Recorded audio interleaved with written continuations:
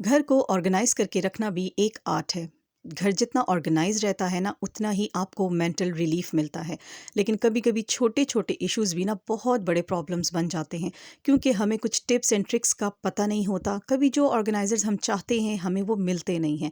तो घर की ऑर्गेनाइजेशन ना बहुत इम्पोर्टेंट है ताकि आप मेंटली पुरसकून रह सकें। अस्सलाम वालेकुम एवरीवन, आई होप आप सब ठीक ठाक होंगे। मैं भी बिल्कुल ठीक हूँ। आज के इस सिंपल से व्लॉग में सिंपल से तरीके आपसे शेयर करूँगी कि मैं अपने घर को ऑर्गेनाइज कैसे रखती हूँ और मेंटेन करने की कोशिश कैसे करती हूँ। आजकल विंटर्स चल रही हैं। विंटर में हर घर में सबसे मेन मसला क्या होता है? सॉक्स गुम जाती हैं। मशीन में धुलती हैं लेकिन निकलती हैं तो पेयर गायब होता है। आई थिंक हर घर का, हर औरत का ये मसला है। क्या करें, बास्केट में डाल देते हैं लेकिन वो फिर नहीं मिलती।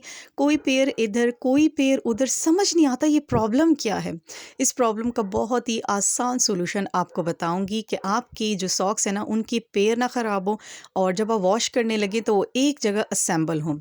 2 से 3 आपको ये क्लिप्स चाहिए जिनको हम चुटकियाँ भी कहते हैं, और ये कॉटन बैग्स तो इतने बेस्ट है ना कि इनका जहाँ जैसे इस्तेमाल करें ना बहुत बेस्ट है। तो मैंने लिया एक नॉर्मल साइज़ का कॉटन बैग, जितनी सॉक्स थी उस साइज़ का मैंने कॉटन बैग लिया है और इसको मैं बास्केट के एक साइड पे ना चुटकियों के साथ हैंग कर दूँगी। बहुत ही यूज़फुल रही है ये टिप मेरे लिए, क्योंकि मैं भी बहुत परेशान रहती थी कि बास्केट में ही सॉक्स डाली थी तो कहाँ चली गई, हमेशा कोई ना कोई पेयर उनका गायब रहता था। सो अब बहुत इजी हो गया मेरे लिए। तमाम सॉक्स का पेयर पेयर बना के ना मैं आराम से इस बैग में डाल दूंगी जो एक पॉकेट की तरह बास्केट के साथ चिपका हुआ है। तो जब मैं वॉश करने लगूंगी अपने कपड़े, आराम से सारी उठाई सॉक्स और मशीन में डाल दी। इस टिप को, इस मेथड को फॉलो करने के बाद ना मुझे बहुत ज़हनी सुकून हो गया है, क्योंकि सॉक्स जब नहीं मिलती ना, अच्छी-अच्छी सॉक्स यहाँ वहाँ गायब हो जाती हैं तो बहुत ज़्यादा उलझन होती थी। तो ये बैग हमेशा मैं यूँ अटैच करके रखती हूँ। आप इसकी जगह कोई छोटी-सी बास्केट भी रख सकते हो अगर वो अटैच हो जाए तो।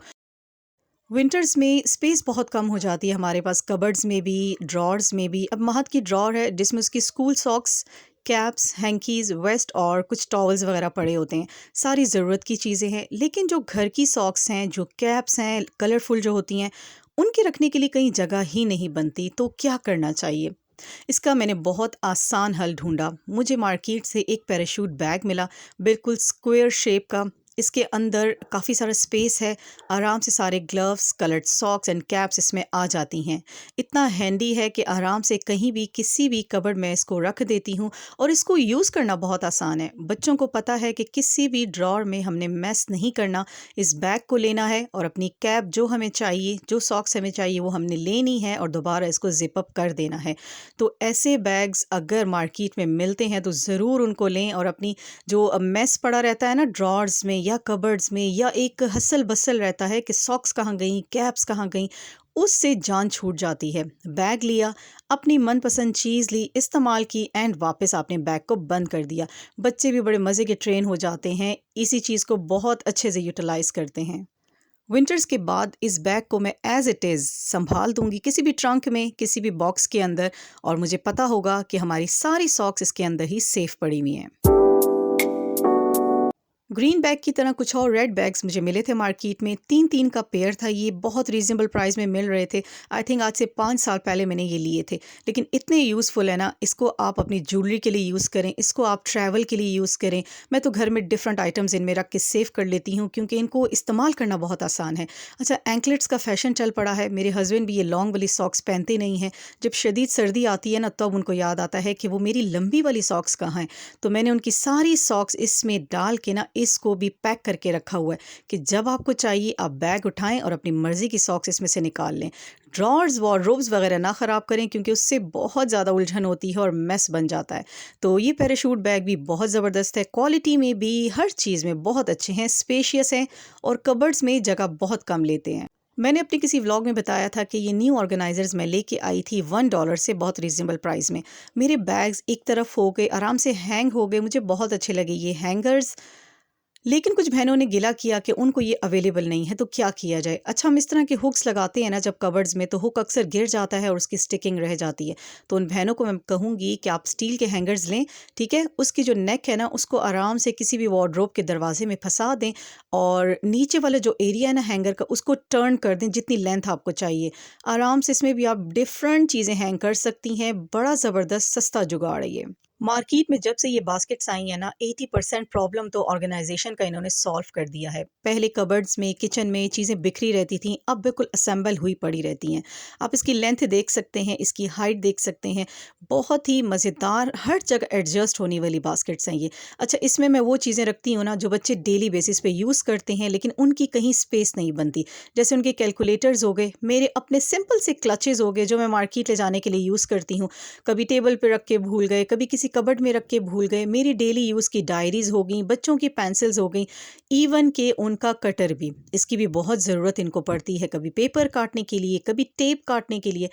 तो ये बास्केट ऐसी मज़े की है ना, मेरे पास आई थिंक कोई 5 से 6 हैं ये, और मुझे जब इनकी ज़रूरत पड़ती है मैं दोबारा ले लेती हूँ। तो हर चीज़ इसमें आराम से आ जाती है और अलमारी में रखें, चाहे आप किसी ड्रॉर, जो चौड़ी वाली ड्रॉर्स होती हैं उनमें रखें, बिल्कुल ना स्पेस लेती हैं और ना ही आपको कोई उलझन होती है इसमें चीज़ रख के आप भूल नहीं जाते, सब कुछ सामने विजिबल रहता है। तो ऐसे ऑर्गेनाइज़र्स जो आपको रिलीफ देते हैं ना, बहुत बेस्ट हैं आपके घर को ऑर्गेनाइज़ करने में। होम ऑर्गेनाइजेशन में अपने वॉशरूम को हम कैसे इग्नोर कर सकते हैं? बड़ा आसान सा एक सॉल्यूशन आपको बताऊंगी। जो हम लोग टाइल क्लीनर यूज़ करते हैं ना, या स्वीप वगैरह यूज़ करते हैं, तो वो इतना ज़्यादा क्यों लग जाता है? हर वीक वॉशरूम धोने में इतना ज़्यादा केमिकल हम क्यों यूज़ करते हैं? उसकी वजह ये है कि हम बोतलों को खोल के ना ओपनली केमिकल डाल देते हैं टाइल्स पे, जिसकी वजह से टाइल्स का रंग भी उड़ जाता है, क्योंकि हद से ज़्यादा केमिकल उनको लग जाता है और हमारा केमिकल भी वेस्ट हो जाता है, हमें हर हफ्ते जाके ख़रीदना पड़ता है। मैं तो आराम से इस शॉवर बॉटल में डालती हूँ और जहाँ मुझे लगता है कि टाइल ज़्यादा गंदा है तो उसको मैं स्प्रे कर देती हूँ। इससे मेरी टाइल्स भी सेफ़ रहती हैं, क्योंकि लिमिटेड अमाउंट लगता है उनको, और जित जहाँ काई लगी होती है या ऐसे पानी के दाग जम जाते हैं, वो भी आराम से हट जाते हैं। और सबसे बेस्ट बात कि केमिकल वेस्ट नहीं होता। तो मेरे बजट पे इतना लोड भी नहीं पड़ता, इकोनॉमिकली बहुत बेस्ट है ये टिप। ज़रूर इसको ट्राई कीजिएगा। किसी भी क्लीनिंग को हम तब इंजॉय करते हैं ना जब वो आउट ऑफ बजट नहीं होती, तो इस टिप को ज़रूर ट्राई कीजिएगा। ऐसी बॉटल्स तो बहुत ही चीप प्राइस में मिल जाती हैं, और जब केमिकल भी कम लगे तो क्या बात है। घर को ऑर्गेनाइज करते करते अपनी केयर को कभी भी मत भूलें। अपने वॉशरूम में कुछ ऐसी चीज़ें लाजमी रखें जो आपकी केयर के लिए बहुत ज़रूरी हैं, जैसे कि विनेगर, मीठा सोडा और फिटकड़ी। आप सब जानते हैं इन तीनों के कितने फ़वाइद हैं। मीठा सोडा तो मेरे फ्रिज से लेके मेरे वॉशरूम, मेरे किचन, हर जगह पड़ा हुआ होता है। इसके बेतहाशा फ़ायदे हैं। टीथ वाइटनिंग के लिए बहुत ज़बरदस्त है, हम लोग यूज़ करते हैं ब्रश के बाद। और फिटकड़ी तो आपकी किसी भी किस्म का जो इन्फेक्शन है, बॉडी ऑर्डर है, कोई भी मसला है, उसके लिए बहुत बेस्ट है। खैर, वो मसाइल डिस्कस करना फिर कुछ अलग टॉपिक हो जाएगा, लेकिन फिटकड़ी, मीठा सोडा और विनेगर आपके वॉशरूम में ज़रूर होना चाहिए। विनेगर का तो सबसे आसान हल जो हम लोग यूज़ करते हैं ना, शैम्पू करने के बाद मग में थोड़ा सा पानी लेके चंद ड्रॉप्स विनेगर के डालते हैं और अपने सर पे वो पानी डाल लेते हैं, ताकि जो डैंड्रफ बनती है ना सर्दियों में, वो ना बने। किचन के टॉवल्स और दस्तरखान वगैरह धोने के लिए ना, हमेशा मैं एक छोटा सा टब अपने पास किचन में ही रखती हूँ। मैं लॉन्ड्री टब्स यूज़ नहीं करती हूँ, क्योंकि मुझे थोड़ा सा क्लीनिंग इशू रहता है। मुझे लगता है कि वो जो रेगुलर टब है ना हमारे, उसमें हम हर तरह का कपड़ा धोते हैं, तो ऐसे जो आइटम्स हैं ना जो किचन से रिलेटेड हैं, इनके लिए एक्स्ट्रा टब होना चाहिए। तो बड़ा प्यारा सा, बिल्कुल ऐसे रेलिवेंट साइज़ मुझे मिल गया था, सो मैंने इसको अपने किचन में ही रखा हुआ है। और जब मुझे टॉवल या दस्तरखान वगैरह धोने होते हैं, इसमें मैं डिप करके रख देती हूँ और आराम से 4 से 5 घंटे के बाद इनको वॉश करती हूँ, क्योंकि ग्रीस इन पे लगी हुई होती है। गर्म पानी और सर्फ़ और डिप किए बगैर तो ये साफ़ होते नहीं हैं। सो यहाँ पे अपने हैंड टॉवल को मैं अच्छी तरह बॉयल पानी में सर्फ़ के साथ डिप कर दूँगी और फिर 3 से 4 घंटे के बाद इसको धो लूँगी। तो हमेशा ये सोच रखें कि किचन के आइटम्स कुछ अलग होने चाहिए। वॉशरूम में जो यूज़ होते हैं या लॉन्ड्री में जो यूज़ होते हैं ना, उनको मत यूज़ करें किचन के लिए। पानी हद से ज़्यादा उबल रहा था, तो इसमें तो हाथ में डाल नहीं सकती, तो एक स्पून के ज़रिए सारे डिटर्जेंट को मिक्स करूँगी और इस टब को एक तरफ रख दूँगी।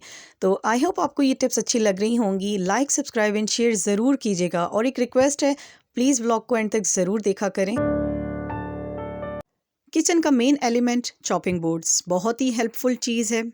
हर तरह की कटिंग के लिए बहुत बेस्ट है, लेकिन अक्सर क्या होता है ना, जब इस पे हम कटिंग करने लगते हैं तो ये हिलना शुरू हो जाते हैं, मतलब मूवमेंट करते हैं, कभी आगे कभी पीछे। अच्छा, हैरत की बात है, आज मैं कटिंग कर रही हूँ तो चॉपिंग बोर्ड हिल ही नहीं रहा। शायद इसको भी सर्दी लग गई है जो जम के एक ही जगह पे खड़ा है, वरना आप जब भी इस पे कटिंग करो ना तो ये बहुत ज़्यादा मूवमेंट करता है। मैं अक्सर इसके नीचे कपड़ा रख के फिर इस पे कटिंग करती हूँ। तो इसका बहुत ही आसान सा हल मैंने ढूंढा है ताकि ये मूवमेंट ना करे और कटिंग आराम से हो जाए।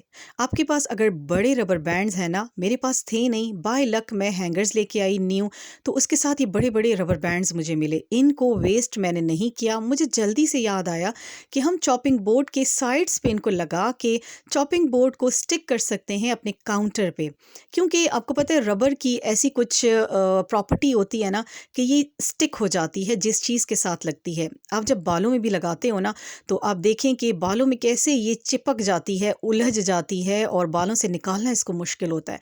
तो ऐसे बड़े साइज़ के रबर बैंड्स अगर आपके पास हैं तो चॉपिंग करने से पहले चॉपिंग बोर्ड के दोनों साइड्स पे उसको लगा दें, फिर आपका चॉपिंग बोर्ड कहीं भी नहीं भागेगा, एक जगह स्टिक रहेगा।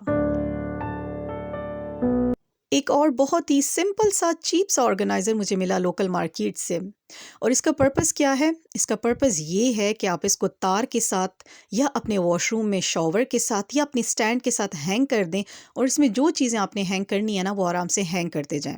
स्पेशली मैं तो लाई हूँ सॉक्स के लिए ही, बहुत बड़ा इशू बन जाती हैं सॉक्स विंटर्स में। पहले उनको धोने का मसला, उनको इकट्ठा करने का मसला, फिर उनको कहाँ हम ड्राई करें ये मसला, क्योंकि स्टैंड पे डालें तो भी वो ज़मीन पे गिरती हैं, तारों पे डालें तो भी वो नीचे गिर जाती हैं। तो ये मुझे इतने अच्छे लगे ना ऑर्गेनाइज़र। आई थिंक ये न्यू बॉर्न बेबीज़ के लिए यूज़ किए जाते हैं, उनकी छोटी छोटी चीज़ों को हैंग करने के लिए, जल्दी ड्राई करने के लिए, बट मुझे तो सॉक्स के लिए बहुत अच्छे लगे, सो मैंने 2 ले लिए थे। अब आराम से जितनी भी सॉक्स हो ना मैं वॉश करने के बाद इसमें हैंग कर देती हूँ और बहुत अच्छे से बग़ैर गिरे ड्राई भी हो जाती हैं, क्योंकि बहुत इशू क्रिएट करती हैं ये सॉक्स, बहुत ज़्यादा टेंशन देती हैं, कहीं भी ये टिक के रहती नहीं है, हर जगह से गिरती रहती हैं। तो जब से ये ऑर्गेनाइज़र्स लेके आई हूँ ना बहुत पुरसकून हो गई हूँ, आराम से इन ऑर्गेनाइज़र्स को कहीं भी हैंग किया। बहुत लाइट वेट ऑर्गेनाइज़र्स हैं ये और ईज़ी टू फोल्ड हैं। जब आपका काम डन हो गया है, सॉक्स ड्राई हो गई हैं, तो आराम से इनको फ़ोल्ड करके अपनी लॉन्ड्री बास्केट में रख दें। जब जब आप कपड़े बिछाएँगे तारों पे, स्टैंड पे, तो ये आपके साथ-साथ रहेंगे, तो कहीं ढूँढने की ज़रूरत भी नहीं है इनको।